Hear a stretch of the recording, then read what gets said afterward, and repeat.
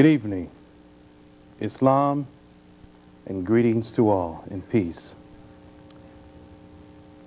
We have the opportunity of presenting to you another segment of the teachings of our prophet and leader, the great prophet Noble Drew Ali. I am your host, Brother E. Braswell Bey, and we have with us this evening our distinguished guest and brother, the Brother P. Davis Ill. And this evening we're going to have a conversation on one of the many chapters that the Prophet Noble Drew Ali put together in the Holy Quran of the Moorish Science Temple of America. One chapter in particular is Egypt, the capital dominion, the capital empire of the Dominion of Africa. You know, Brother P. Davis Hill, the Prophet Noble Drew Ali, when he put this chapter together, he put so much wisdom in this chapter that being a member of this organization, I find out something new every day, you know. I understand from my readings and study, and you can correct me if I'm wrong, that the Prophet Noble Drew Ali was divinely guided by Allah alone himself. And the chapters that he put in effect in this Quran, like this chapter in particular, has divine wisdom in it, and it stretches back with the history of our people over 10,000 years, or you might say over 50,000 years, and that is a long time. The Prophet Noble Drew Ali, enough cannot be said about this great man and his works, particularly bringing us a knowledge of ourselves. You know, and today, Egypt seems to be a very exciting topic amongst our people. What do you think about that, brother? Well, first of all, let me say that it's always a pleasure to get together with Moorish American to discuss the Prophet Noble Drew Ali and Moorish science. It's always a revelation. Yes, the coming of the Prophet Noble Drew Ali to us here in North America marked a milestone in the journey of this race. I agree. Of this nation. It marked a milestone in that in the history of our people here in North America, prior to the coming of the Prophet Noble Drew Ali, they had not been in contact with divine guidance, with one who was divinely prepared in a long time. And they had lost the knowledge of their divine origin. They had lost the knowledge of their divine rights, of their identity, their birthrights even their citizenship rights. And so the coming of the Prophet Noble Drew Ali to us here in North America made it possible for us to reconnect with our divine origin, with our divine rights, our natural rights, our citizenship rights, our birthrights. And the chapter that you mentioned, the chapter in the Holy Quran entitled Egypt, the capital empire of the Dominion of Africa, is one of those great truths that the Prophet Noble Drew Ali came here to teach in order to set the record straight. Oh, yeah. Because there had been so much misinformation about Africa, about the people who are of African descent, and particularly about our people here in North America. That's interesting too, brother, because if you notice the first, I think it's the first verse in that chapter, it talks about the first inhabitants of Africa. It talks about the fact that old man Cush was one of the first inhabitants of Africa.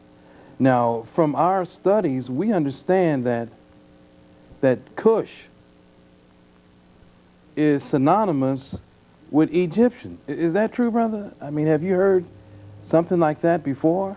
Yes, but even before that, in the very first verse of that chapter, the Prophet Noble Drew Ali sets the record straight by saying that the inhabitants of Africa are the descendants of the ancient Canaanites from the land of Canaan. And anyone who has read any of the old records, the old scriptures, particularly the Bible, in the Bible, it's stated that the people of Canaan, that Canaan being the son of Ham, who was supposed to have been cursed, you see. The Prophet Noble Drew Ali makes it clear that there was no curse on Canaan. And it's very important that our people understand that they were not cursed by Allah, whom some people refer to as God. It's extremely important that our people understand that. Another thing that is important that they understand is that Africa, the name Africa itself, is a name that was given to the continent by someone else who was not African. The original name of the land is Amexem. How do you spell that, brother? Amexem. Uh-huh. That is the first true and divine name of Africa, given to that entire region, that entire conglomerate of land, which would include now the present North, South, and Central America. I see. Now, you know, that's kind of contrary to what some historians have led us to believe. Some historians in the past has led our people and part of the world to believe that Egypt was only that little piece of land that you see right there on the map today. But according to the teachings of our prophet Noble Drew Ali, Egypt would encompass this land called North America. So in essence, what you're saying, and I agree, that this is in fact Upper Egypt. This is a part of the dominion of Africa before the great earthquake which caused the great Atlantic Ocean. And further evidence of that can be seen in the people of America. When the Europeans arrived here in America, they encountered people who looked like you and I. And what were they called, do you remember? They referred to all of these people as being Indians. Okay. Now, we're not speaking of the Mexican Indians, the ones with the long hair, the ones that we see frequently in the media quite a bit. We're speaking of the so-called Indians that look like you and I. Right. Okay. In fact, they grouped all of the original people of America into one category and called them Indians, our people being among those who were labeled as Indians. You know, I read something in my studies about the particular tribe called the Nanticoke, the Choctaw, the Cherokee. All of these people had deep olive hue like we had. And they practiced the same customs that our people practiced before the great earthquake on the west coast of Africa. Speaking of the west coast of Africa, you brought out an interesting point at one conversation we had when you gave the miles, the distance that is from the west coast of Africa to the east coast of America. Do you remember that piece of information you shared with me? Yes, I recall reading in a book that it is closer from the easternmost part of America to the westernmost part of Africa, the easternmost part of America being San Recife, Brazil, to Sierra Leone. It is closer than it is from here to California. A distance of only miles separates America from Africa. Is that at right? this present day? That's true. So that kind of fortifies even more so of what this prophet Noble Drew Ali is teaching us in terms of what Egypt is, where the people originally came from, and how we are still connected to that history to this very day. Absolutely, we are very much connected with that history. You mentioned the people who were called the Nanticokes and the Choctaws and other people, particularly in the southern part of the United States. Well, I can speak from personal experience with regard to the people who are called Choctaws, because growing up as a child, we lived very close to a Choctaw reservation. And I would see the people occasionally, and they were pretty much indistinguishable from you and I. Mm-hmm. Now, these people are not commonly seen on television. You won't find them in the Lone Ranger movies, for example. Mm-hmm. But from first-hand experience, there are people who call themselves Choctaws, who've been labeled Choctaws, Indians, Mm-hmm. quote unquote, who will be indistinguishable from you and I. Speaking of the Nanticokes, during the days of slavery, they would be instructed, they were instructed not to venture out too far at night because they may be mistaken for runaway slaves. Amazing. This is amazing. You know, and the Prophet Noble Drew Ali mentions all of these things in this particular chapter of Egypt, the capital empire of the Dominion of Africa. And he also says something, you know, if we have enough time, and I'm sure we do, to touch on the fact that he said that the pharaohs of Egypt gave permission to a certain group of people, particularly the Moabites, the Hittites, the Amorites, to settle and inhabit certain portions of Africa. You know, and the myth is that the pharaohs of Egypt or the Egyptians were cruel and unjust, but basically, according to the Prophet Noble Drew Ali, we're talking about the same people, aren't we? We're talking about the same people. And it's important to go back again to that story of the curse having been placed upon our people. Then we can kind of understand it in a geo-political, religious context. Mm-hmm. The myth states that the people of Canaan were cursed and that their land was given to someone else. And so that would seem to set up and justify the people of Canaan being driven from their homelands because someone said that God had given them the land of Canaan, the birthright. And so as we follow the story in time, we find that the people of Canaan were driven out of the Holy Lands by Joshua. Mm-hmm. And they received permission from the pharaohs of Egypt to settle in that portion of Egypt. Mm-hmm. In other words, the western part of Egypt. Mm-hmm. They formed themselves kingdoms, and these kingdoms are called to this day Tunis, Morocco, Algiers, Tripoli, etc. Now the original people who were driven out of the land of Canaan were referred to as the Moabites, the Canaanites, the Hittites, the Amorites. The Moabites being an ancient name for the Moors.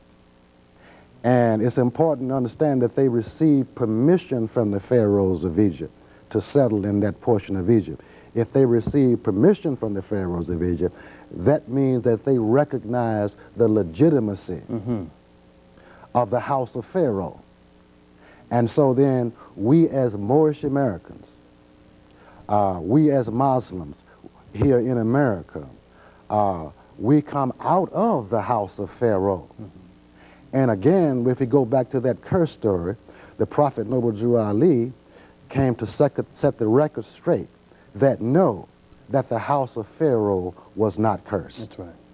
I can see the same thing there. And, you know, what is interesting is that in this particular chapter, Egypt, the capital empire of Africa, the dominion of Africa, he later on talks about how, in fact, we are connected to these people, as you said, and how we, in fact, according to all true and divine records, can't be Negro, black, colored, or Ethiopian. That no man could change man from his descendant nature unless his powers is greater than Allah himself. And no man's powers is greater than Allah himself. So that gives us a divine connection that you were talking about earlier. That's absolutely correct. The terms, the marks, Negro, black, colored, were placed on our people here in North America during the time of slavery.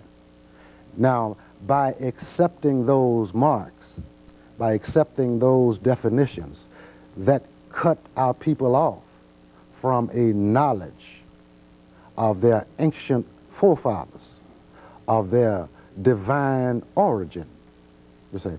So by claiming to be Negroes, by having those terms attached to them, those stigmas, if you will, they cannot trace any history of themselves back any further than slavery, because that's where the terms Negro, black, colored, Ethiopian began as they apply to our people here in North America. Mm-hmm. So it's very important for our people to return those marks, Negro, black, and colored, back to the source from which they came, and to assume their natural identity, that being of Moorish descent, Moorish Americans, who are the descendants of the ancient Moabites, who inhabited the northwestern and the southwestern shores of Africa, who received permission from the pharaohs of Egypt to settle in that portion of Egypt. That's true. Who originally inhabited the holy land of Canaan, the land where the first physical man himself was formed in flesh. It's very important to have that connection, because by restoring that connection, then we have a connection to our divine right, to our divine origin, to our natural rights, to our birth rights, to our citizenship rights. It is extremely important. And to our land rights. You talked about the northwestern and southwestern shores of Africa. And it's interesting, too, because in this same chapter, he talks about the different parts of Egypt that our people were given permission to settle and inhabit. But he also talks about some important things in this chapter in terms of the rivers that flow through there. He spoke about the river Nile that was dredged and made by the ancient pharaohs, and the river Niger. Now, I know that from my studies and books that I've read and studied, that geographically speaking, this Nile River, before the great earthquake, stretched across the continent of Atlantis, into what is now known today as the Mississippi River. Mm-hmm. That being a man-made river. I think that's a very important point that the Prophet Noble Drew Ali is making very clear to us in this chapter, Egypt, the capital dominion of Africa. There are indeed some profound and some stunning announcements made in that particular chapter, because if we understand the implications, then it changes everything. Mm-hmm. It changes everything. Yes, it does. It calls into question who are the original inhabitants of America. Mm-hmm. And if the great God of the universe recognizes any natural and divine right, or any birthright, then it would seem that those birthrights would have to apply to the original inhabitants of the land. And by being connected, by us being Moorish Americans, Muslims, being connected to those who were the original inhabitants of the land, then that says to us, says to our people, that we are not foreigners here in America. We are not recent immigrants, as so many people who happen to live in America at this time are. Where they've come from many different places. They've come from Europe. They've come from different parts of Asia and different parts of the world. But we can trace ourselves back directly to the original inhabitants of the land. Another important point that the Prophet Noble Drew Ali brings out and makes clear in that particular chapter, and that is the people of America. Who were these other people? He mentioned specifically the Moabites, the Hittites, the Amorites, where these are the people who were referred to as Indians. Mm-hmm. And it would seem to us, it would follow logically, therefore, that we have a long and extremely long history, long connection with the people of America, the people who are referred to as Mexicans and the natives of San Salvador and the Atlantis Islands, that if we migrated from the Holy Land back in those ancient days, and that together we sought permission from the pharaohs of Egypt to settle and inhabit this portion of Egypt, then it would seem that there is a natural alliance between our people here, the Moors, the Moorish Americans, and the other original peoples of America, being the Mexicans and the Nicaraguans and the natives of San Salvador and the inhabitants of the Atlantis Islands. And so we're going to attempt to reconnect those ancient and divine ties to our brothers and sisters here in America. And I can see that being done in science, as it was done in science. I can see that being undone. Okay, my mind tells me, according to our prophet Noble Drew Ali, that Mexicans come from Mexico. Indians come from India. So, based on what you just said, we can't let that confuse us as being the same people who were given permission by the pharaohs of Egypt to settle and inhabit this portion of Egypt. We're the same people. Right. The only thing, according to our prophet Noble Drew Ali, that separates us is a body of water from each other. But we're the same people. Interesting, though, as we go on in this chapter, he talks about this man-made river, the Nile River. He talks about the fact that this was used for trade and transportation. Well, when we check the history books, we can see that the Nile River was indeed used for trade and transportation, and so was the Mississippi River. Absolutely. It was used for trade and transportation. And it's very important, again, for us to know and understand that if we're talking about the same river, we're talking about definitely the same people. Absolutely. Yeah. Absolutely. No question about Yeah. that. We can't emphasize enough the connection to our divine origin. It is extremely important that our people understand that our origin is divine. Yes. When you say divine, excuse me, when you say divine, you're saying that we have a connection to this one God? To the one God.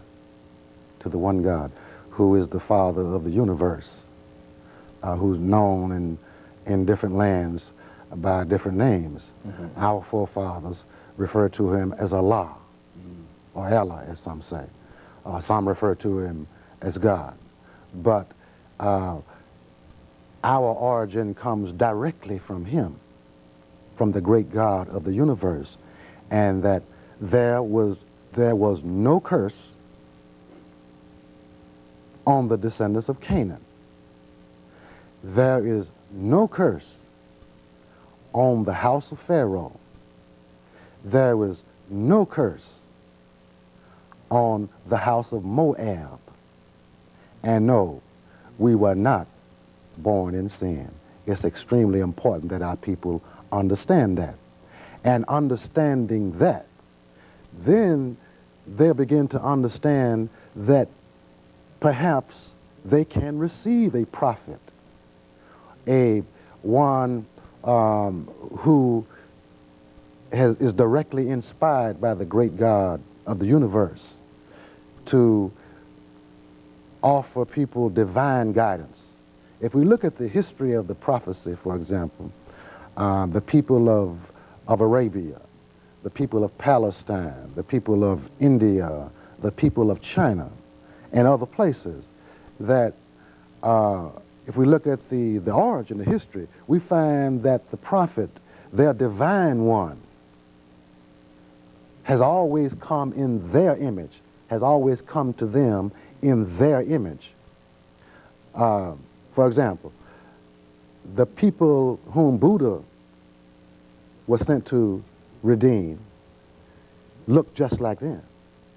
So, And the people of Confucius looked just like Confucius. The people of Palestine looked just like Jesus. The people of Arabia were just like Muhammad. And that is a divine right to have a prophet come to you in your own likeness and in your own image. And so it was that the prophet Noble Drew Ali, our divine guidance, came to us looking just like you and I. And that is a cause for great joy. it's a cause and for great joy. celebration among our people here in North America. Absolutely. And you know, at the beginning of this program, we saw a picture of the Prophet Noble Drew Ali. And at the ending of this program, we're going to see another picture of the Prophet Noble Drew Ali to see the same things that you're saying right here now, that he indeed looks like you and I. And I'm in full agreement with you, of course, that when we start building up our self-esteem as a people and recognizing that we have a divine right, a divine origin, we will indeed accept the fact that we have a prophet who is divinely prepared by the Prophet Noble Drew Ali. That is absolutely true. You know, this chapter, Egypt, the capital dominion of the Empire of Africa, is indeed a great chapter. And I've enjoyed discussing it with you intensely. Oh, we just got started. Yeah, You mean it's time to quit already? I think it is for now. But for those of our listening audience who would like to know more about Egypt, the